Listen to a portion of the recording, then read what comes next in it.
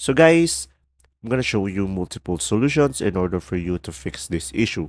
So for the first solution, just make sure you are running the latest version of the app. So just go to your Google Play Store and go to Offer App. And when the application have an update, you should be able to update it over here. And guys, for the second solution is just go to your settings on your device. And then from here on your device, just go to the apps. And from here, find offer up.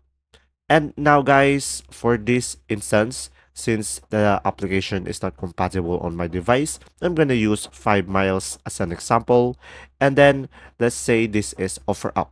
And now, guys, just tap on the storage. And from here, make sure to clear cache and also clear data. And then from there, you should be able to fix the issue. And guys, if that doesn't work, all you have to do is reinstalling the application on your device. So first, uninstall the application on your device.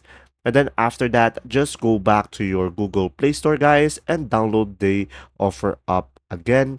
And then from there, you should be able to fix the issue and you should be able to have a working offer app application. And there you go. If this video was helpful, please like and subscribe. And thanks for watching. See ya.